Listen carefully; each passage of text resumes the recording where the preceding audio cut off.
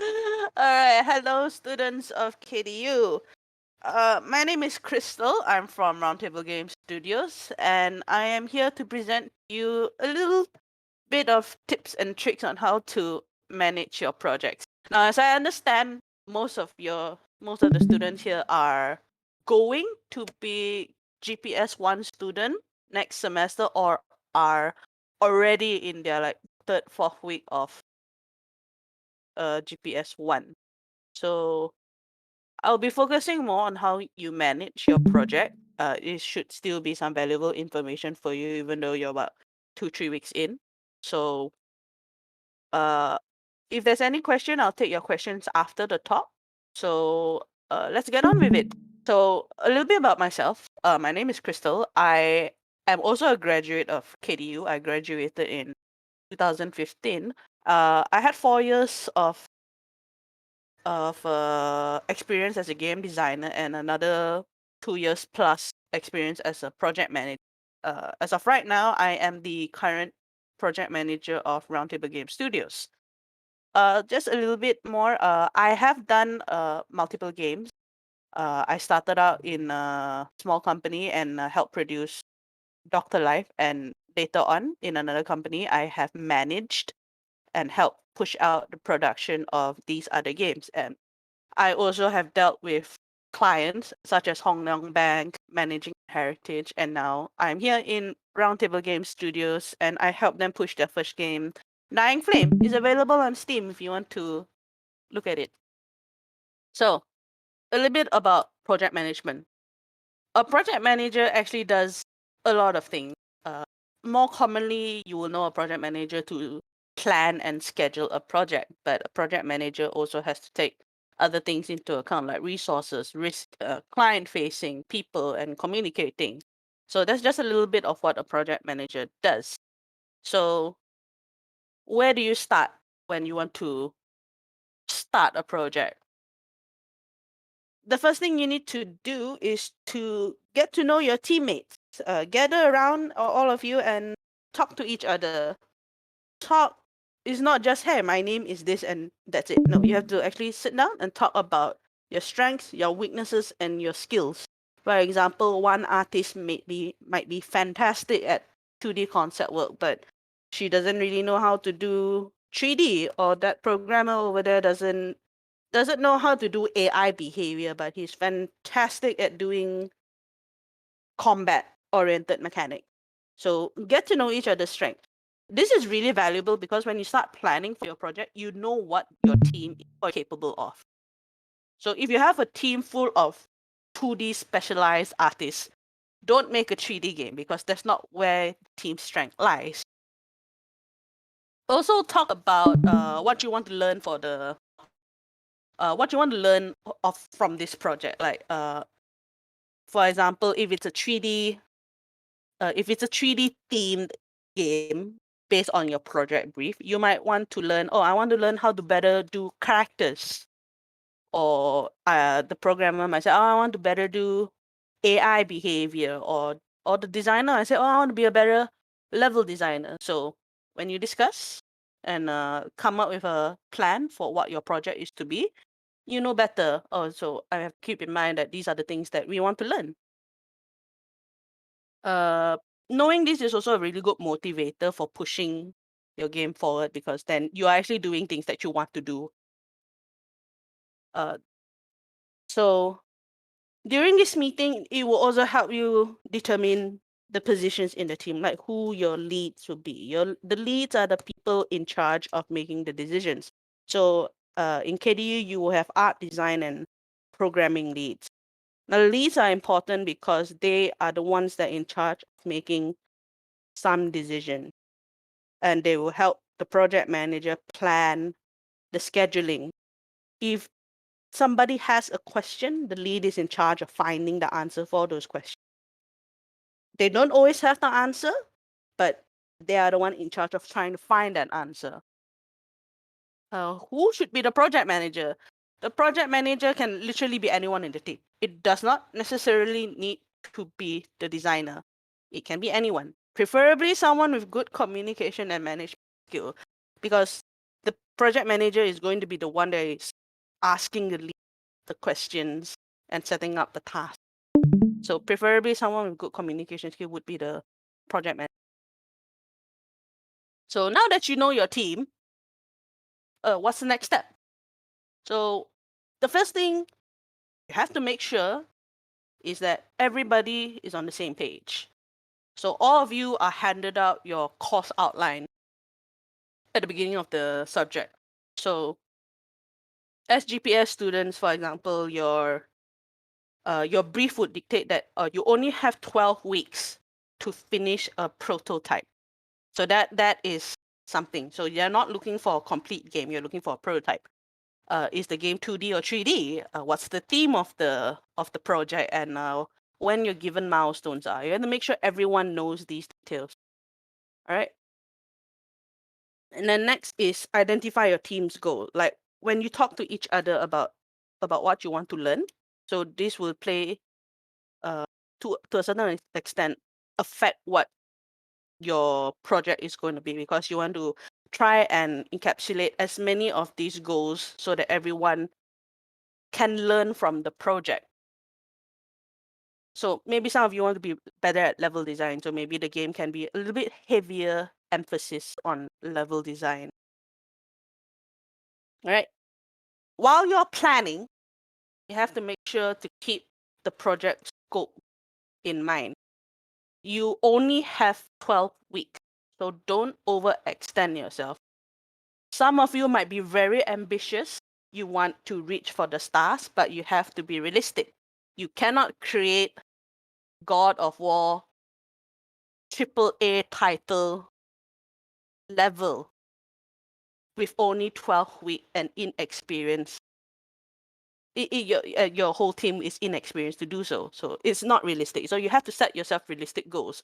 Keep your timeline in mind, keep your abilities in mind, and keep a tight control over it, because if you overextend, you are planning to fail. Now, with scope comes resource management. Resources would include manpower, time, and money.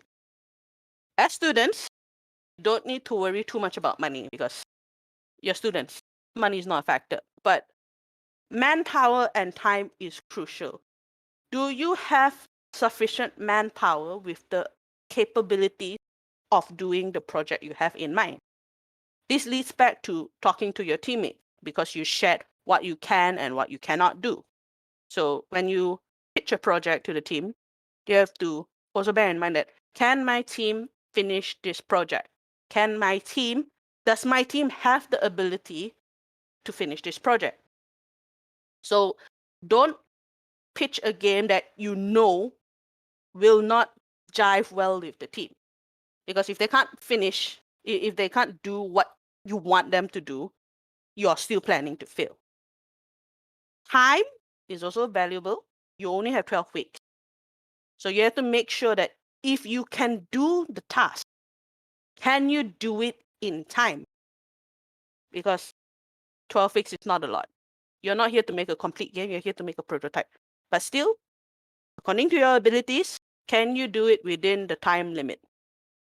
So you have to make sure you have to keep all this in mind while you plan for your project. Now, to help you plan with your project, you have to come up with a schedule. So how do you set up a schedule? You have to first determine what your vertical slice requires. Now, vertical slice, your designers out there, you would know this to be your feature list, your must-haves, your good-to-haves, your nice-to-haves. Break it down and determine what your project requirements are. And then once you have that, break your project down into tasks. And then you can estimate how long it takes. Estimate, like maybe modeling the character takes 3 days, designing this mechanic takes a few days, and then as you plan it out, then you realize, oh, this is taking a lot more time than I initially thought. So you will know to scale down your operation. Keep your milestones in mind. According to your project brief, you have 3 milestones to hit, and make sure everybody knows those milestones. Now, a little bit on these terminologies. What is a milestone? A milestone is basically a checkpoint in your production to make sure that, hey, we are going according to plan.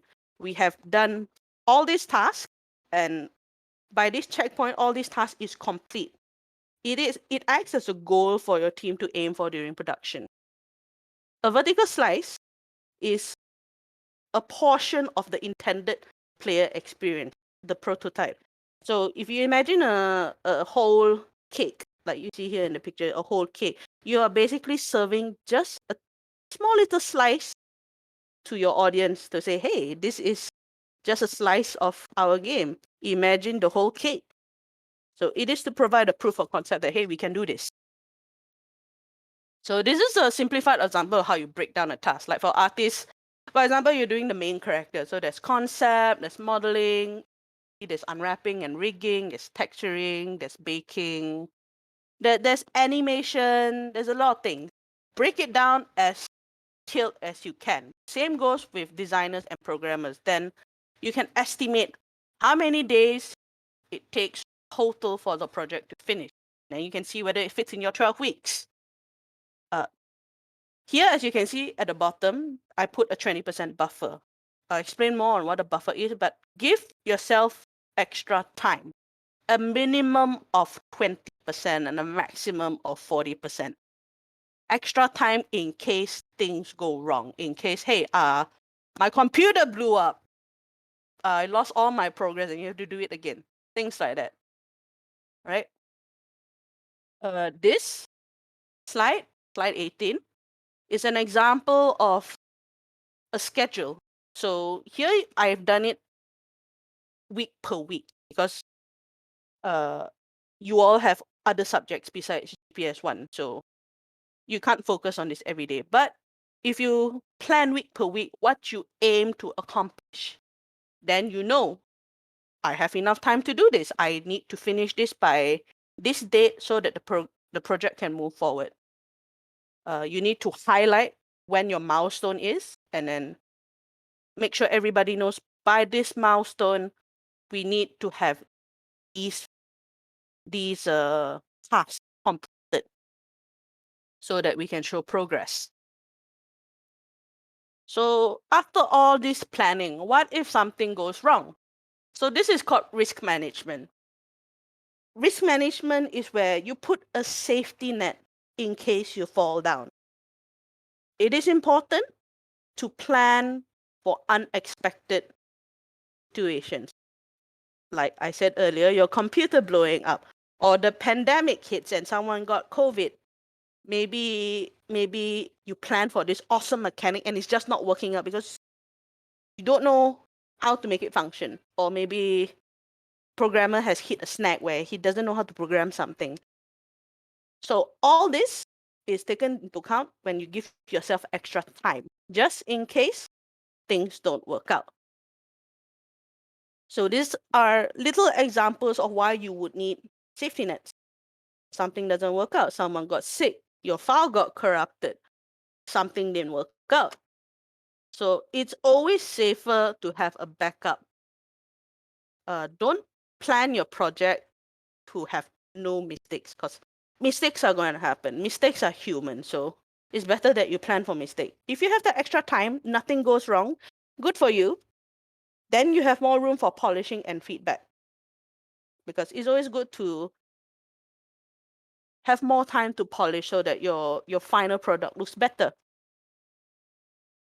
So even after all that, even after all the safety nets that you put in, you just have a problem. So identify the problem first. For example, the 3D model is not animating properly in the engine. So you get the artist, get the programmer together and discuss why it's not animating properly. Did the artist not put it in the engine properly? Is there a problem with the rigging? Did the programmer not put it in the engine properly? Try to identify the problem and try to find a solution. If you cannot find a solution, that's fine. document the problem, document your efforts to solve this problem, and go to your lecturers. Your lecturers are the ones that are experienced in dealing with this sort of situation, and they will be better able to advise you on how to fix the problem. So this is why we put safety nets in case things like this happen. So always document the problem and your effort to solve this problem so that you can prove to your lecturers, hey, we have a problem and we've done all this and we still can't find an answer. So the lecturers will know that they won't suggest things that you have already thought of. So that was all about managing the project. But the project is not only about the details, it is also about the people. When you have deal with project, you will have to deal with the people doing the project alongside you. So how do you manage the people and what do you can expect from your team? So first things first, you should always meet and check in with your teammate. Meet with them regularly and share your progress update. You don't need to do it every day because you all have other subjects, but at least meet weekly, not just during class days, but on another day to show progress and have enough time for feedback before the class. So if your class is on Friday, perhaps meet on Wednesday. So, hey, I did this class. Is there anything you want me to change about it? If sorry, if someone did something great, they did something really well, praise your teammate, share your successes. Because if you don't praise your teammate, even though they did really well, they're not going to feel appreciated. They don't feel appreciated. They're going to lose the motivation, continue the project, feel that they're not. So always put in a good word for your teammate. Always say, hey, great job. You'll be surprised that the little words of affirmation like this would go a long way for a person. So yes, work hard, play hard. We're all in game dev. Please go and play some games. Don't work all the time. Right? All work and no play makes Jack a dull boy and all that. So make sure to give some time for yourself, pace yourself, because overworking is not very productive. Overworking is very counterproductive because eventually you burn out. So always pace yourself, set some time for work, set some time for playing, gather your teammates around, play a round of games together. I don't know, play Among Us, popular, right? So what about the common student question of my teammate is not doing anything. They are not pulling their weight. Right? How do you deal with uncooperative teammate? This is a tough subject because from my experience working all these years, the first thing you got to do is to investigate what happened and why it's happening. Is that particular teammate going through something hard? Like perhaps they're not feeling well. Are they sick? Or perhaps they've hit a roadblock and they don't know how to move forward. So it's very important to investigate why this is happening. Go up to that teammate and discuss, hey, what's the situation? Can we find a solution together? Right? If you don't know how to do something, maybe we can go to the lecturer and ask, hey, we've hit a roadblock. Can we discuss how to fix this? So find out why. It's important to keep a complete written record of your effort. It can be a screenshot of your Discord, of your WhatsApp, but make sure to document these effort down, because if the worst case scenario happens and that teammate just does not want to cooperate, you have evidence to show to your lecturers that, hey, we did our work, this guy did not do their work, and that's why the project did not come together. But we did our part. So at least you are in the working world.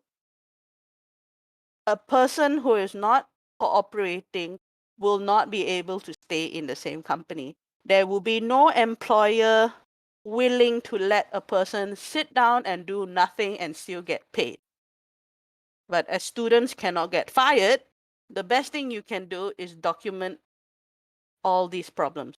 Document what is happening, what you have done to solve this problem, and show your lecturers and say, hey, this student is giving us problem. He's not going to listen to us. Can you help us do something about it? Can you talk to him? Can you find out what's the problem? Maybe he doesn't want to talk to us. So it's important to always keep communication lines open. But sometimes these things happen. So keep your evidence, talk to your lecturers. That's the best advice I can.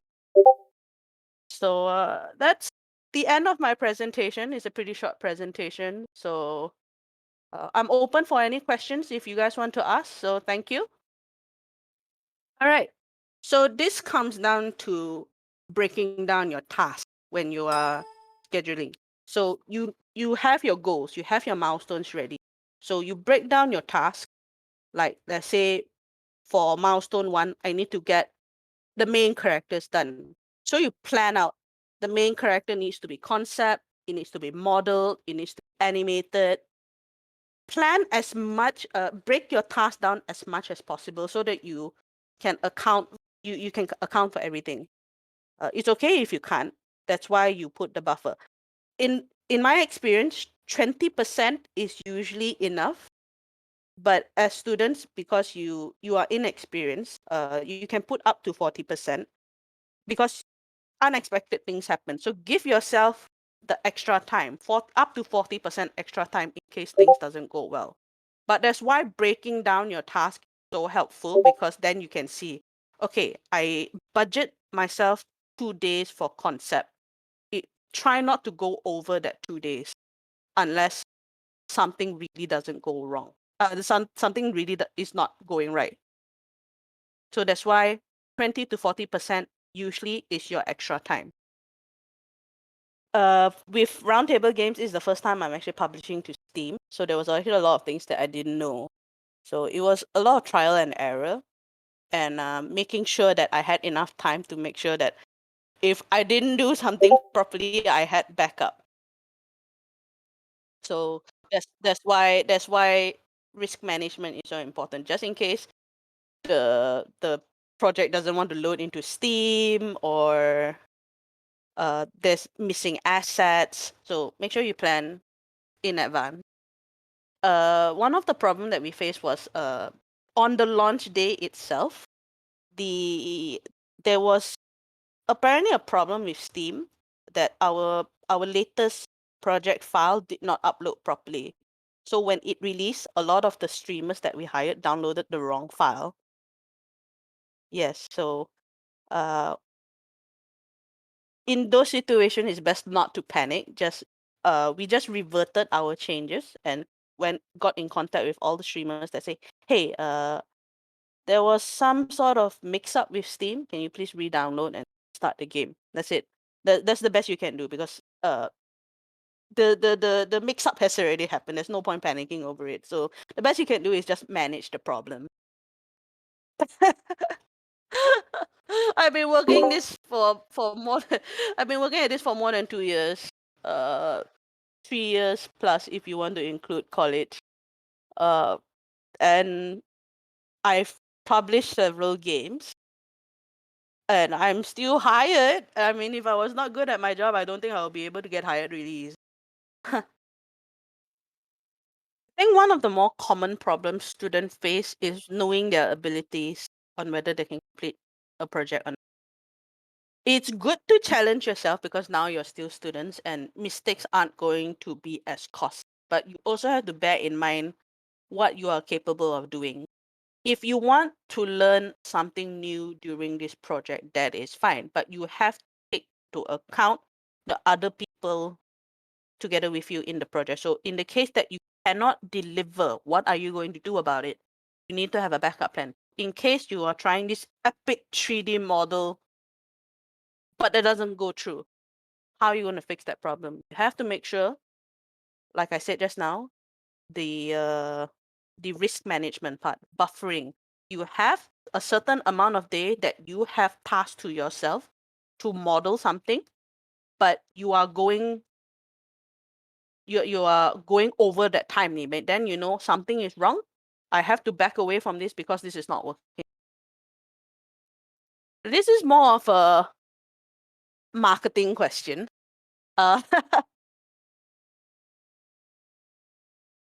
So when we make a game, our company has a certain philosophy that we follow, that we are doing narrative-based game.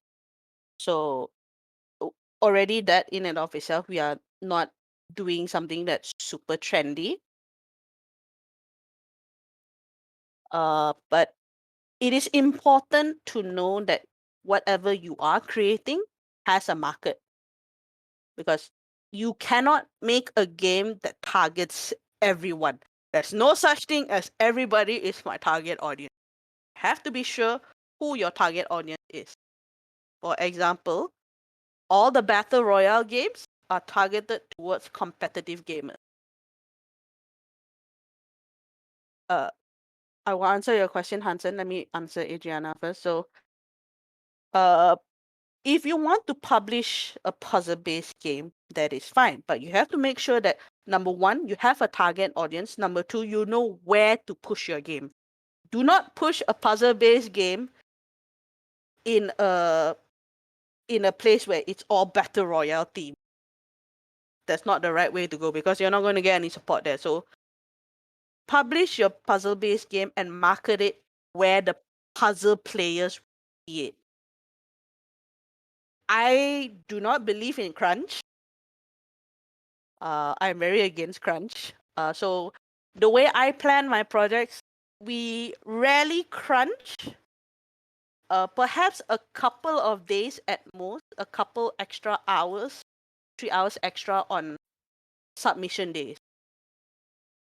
So on submission days, yeah. So average, we work around 9 to 5.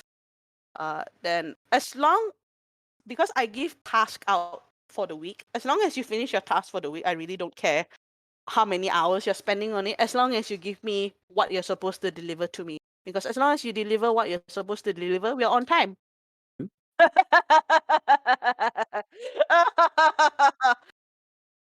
Like, how many years ago? That's almost 10 years ago, though. Yes, Like I said, the problem that I remember facing was that we didn't know how to judge our abilities. That was the first thing. We reached too much for things that we couldn't do, and then we ended up not being able to do the task that we were supposed to do, and then we ended up not delivering anything because the KDU would want to challenge you, but you have to know how much to challenge yourself. Is the challenge that you set yourself up to reasonably within your capabilities of reaching in the first place? So I remember that in my GPS2, my programmer didn't want to do the project because it was beneath him. He said it was too simple. But when the project got approved by the lecturers, he couldn't do it because it was actually harder than he thought it was going to. And because of that, we struggled, because he kept saying it was easy, and then he didn't do the required work. Yeah, so in my experience, learning how to judge your capabilities is very important, and that's how I learned to break down your task. That was Mr. Johan. Right. So break down your task. That's why I gave you that example. It's simpler to give an art example, I guess. For artists, you have, let's say, the main character and enemy, and then you have the environment, you have props, and you have other things as well. So you break them down individually as much as possible. Characters will need to be concept, and then they need to be modeled, and then they need to be rigged, and then they need to be animated. How long will each task take? Because if you go over the number of days that you set for yourself, you're in trouble because you have severely underestimated something. Right? So learn your own abilities. Make sure that you are capable of doing the task that you set yourself to. That's the most important thing that I learned when I was a student in GPS 1 and 2. Another thing that I learned is also documenting your contributions. So if you did this particular mechanic, make sure you own that mechanic, because there will be other people who will try to claim credit for something you have done and make it out like not do anything. So always document what you have done. And once you document what you have done and something is said against you, you can prove to your lecturers that, hey, I did this work, here's the evidence. So that really is the biggest part of what I learned during GPS 1 and 2. But really, just document everything that you have done and everything that you have tried to do, so that people know that you have made the effort. When you work from home, there is a certain amount of discipline that you need to have, because the temptation is just to lie down and do nothing. So far, here in RoundTable Games, everybody is pretty responsible. I give them a task, and as long as they finish it, it's fine. And then they will take the initiative to, hey, since I finished, I'm going to move on to that task.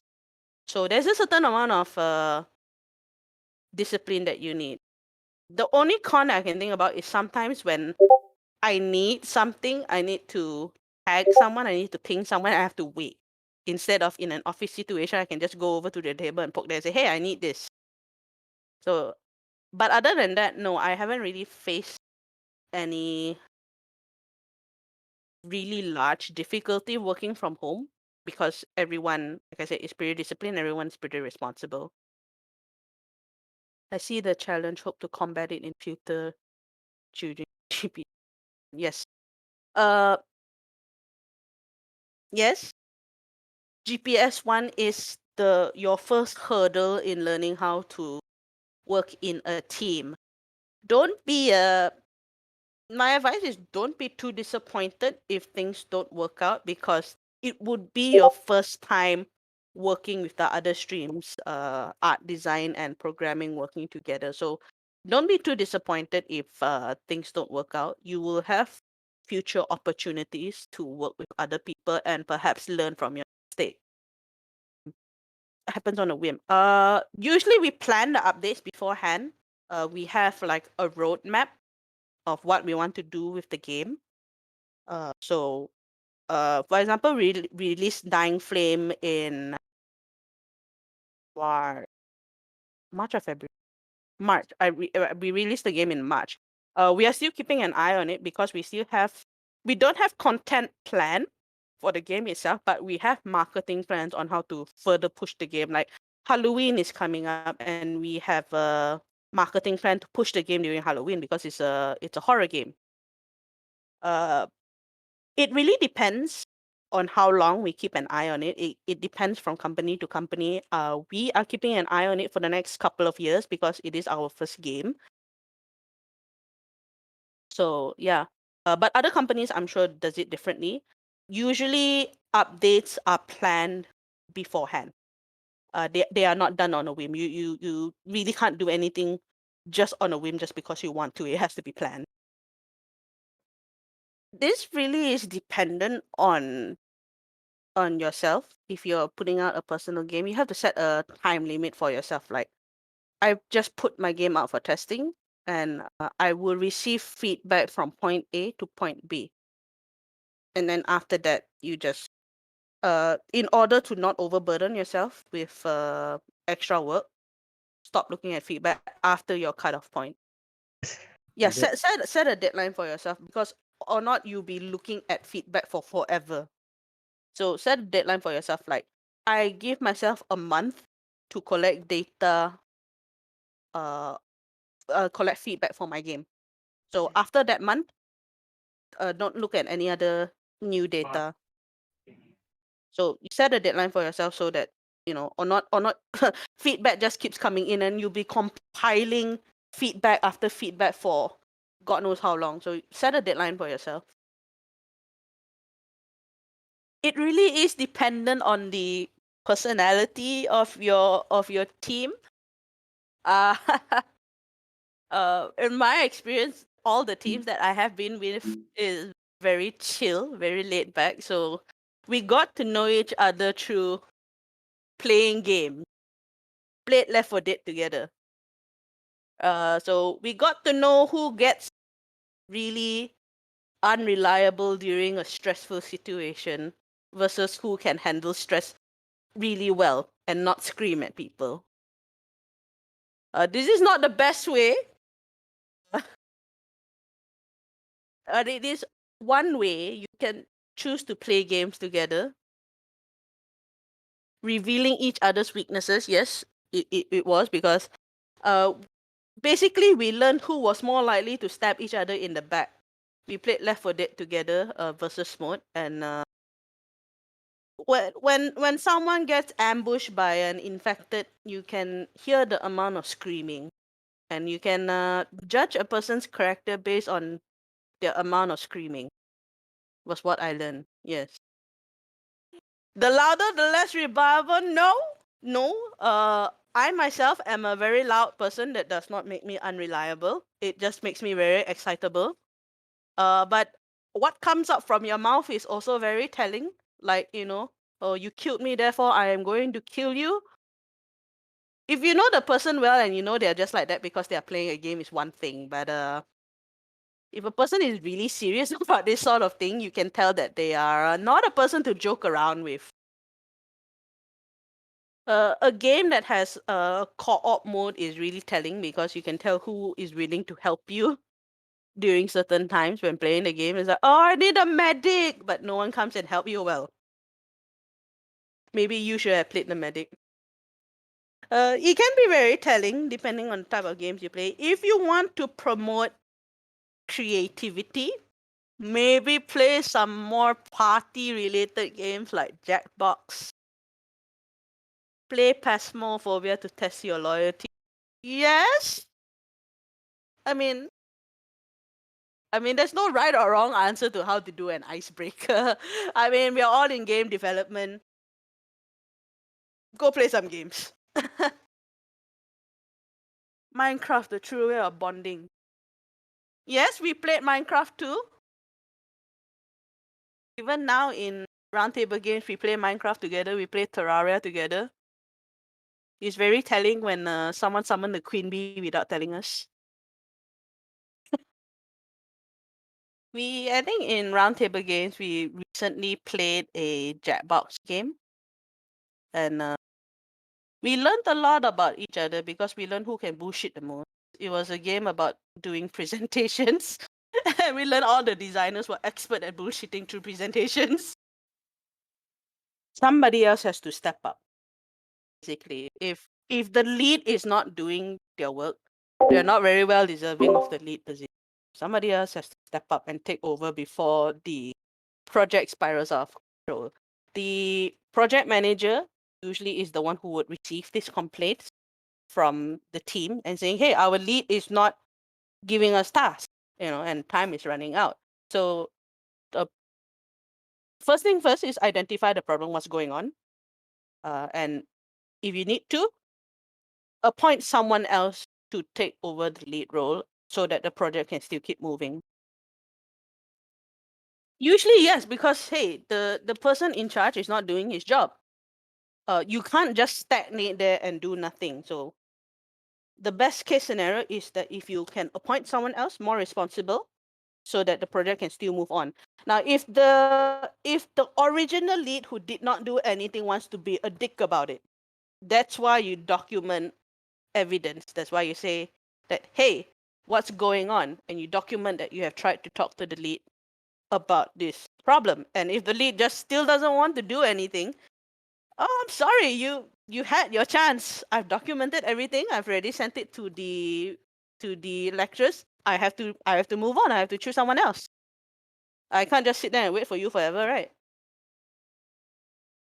Yeah. So the first thing is usually is identify what the problem is first. What is up with the lead? Is the lead, I don't know, swamped with work? He has too much work on his own plate to be able to take care of other people. If that's the case, then get someone to help the lead so that he has less things on his plate so that he can still do his duties. If the lead is just not doing it for the sake of not doing it and is trying to get an easy grade, well, document the problem. Document that, hey, this guy is not doing this despite everyone telling him, please do your job. He's not doing it, okay? At least you have a backup person to handle the task and the project can still go on. And it's documented that this guy is not deserving of whatever grade because he didn't do shit. Screen calls and recordings. Yes, these are part of evidence, part of recording that you have done your due diligence of getting this guy to go and work, but he doesn't want to. Must there be a lead? Yes. Yes, there has to be a lead. Because the lead is the person in charge in case somebody has a problem. Somebody has to take charge because otherwise, if no one is in charge, no one knows who to go to. Because the lead is not there to hand out tasks. If everybody is the lead, no one is the lead. Goodness. So you need to have one person in charge. Somebody that knows what they are doing is preferable, yes. Oh, what a common problem. It sounds very unfair, but number one, you have to move on. You cannot stagnate just because that one person is missing or 2%, right? In a real working scenario, that person would be written up and get fired. But because students, you cannot fire and you cannot replace people, your whole project is in jeopardy. That's why you have to document this guy is not doing their job. But everyone else is still moving forward with their part of the project and everyone has evidence that they have contributed. Therefore, at the very least, the rest of the students are not fucked. Right? So it will sound very unfair, but if somebody they can take up the task that guy did not do. But make sure that that person does not get any of the credit. Because if person A flakes out and person B did the work, person B deserves that credit, not person A, just because he was supposed to do it. If he didn't do anything, he did nothing. So that's why it's so important. Yeah. If he suddenly halfway returns and decides that, hey, I want to do something, then record his contribution from that point onwards. So if I did not do anything from week 1 to week 5, it's recorded that, yeah, you didn't do shit and you only came into the project last minute because you thought you were going to fail. So that's why it's so important to record this evidence that, hey, our group is so far behind, even though we have buffer, because this guy just did not do shit. So you have it recorded. It's a very common student problem, I will admit. I have witnessed a lot of other people go through this. Personally, I have gone through it once or twice, not an overwhelming number, but I have seen enough people going through this and seen enough students going through it that it's a problem for students. But if you go into the working world, this is not really an issue because people get fired. You will get a verbal warning, then you'll get a written warning, and then you'll probably get fired because no employer is going to want to pay you to do nothing. I think university is harder than working because in university, there's a lot of things that is not under your control compared to when you're working. I mean, when you're working, there is also a lot of things that's not under your control, but you can bargain for it. Like when you have a client and they have their project brief, you can discuss, whereas in uni, it's set in stone. So yeah, uni is actually a lot harder than work. While you have some freedom, there's a lot of things where you don't have freedom on. If you survive uni, you can survive out there. Maybe, maybe not. It really depends. It is really on you on whether you can adapt because there are some practices in uni that you don't really learn until you come out to the working world. In university, you have more than one subject. Whereas at work, it's not that you have multiple subjects. You are sometimes, if you work in a small company, you are dedicated to just one project, and you have to learn to give your best to that one task that you're doing rather than spread yourself out on multiple things. So you got to relearn a little bit on how you focus on your task. I remember I struggled with that because as a student, I took like 6, 7 subjects. And when I went to work, I just had that one thing and I did it really fast. And I was like, why am I doing it very fast? Because I kept thinking that, oh, I need time for other things. Whereas actually I didn't need, I needed to just focus full concentration and devotion on that one task and make it as the best that I could. It depends on the company that you work for. If you're working in a big company like Ubisoft or Streamline, you might work on multiple projects, but you will still be a dedicated one item. That's one example I can think right off the bat. Another thing is discussion. In university, a student has a lot of power to determine what their project is going to be. When you work, you don't have that much power because it's all in a client's hand. Sure, you can discuss for it, but in the end of the day, it's up to what the client wants. So you have to learn to accept that, hey, I think my idea is better, so the client is shit. No, that's not gonna.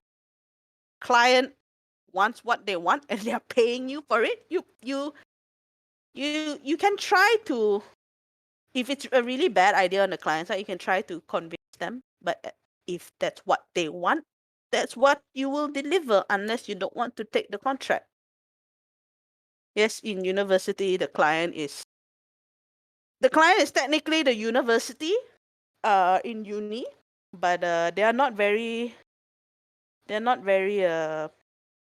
picky. So students still have a lot of power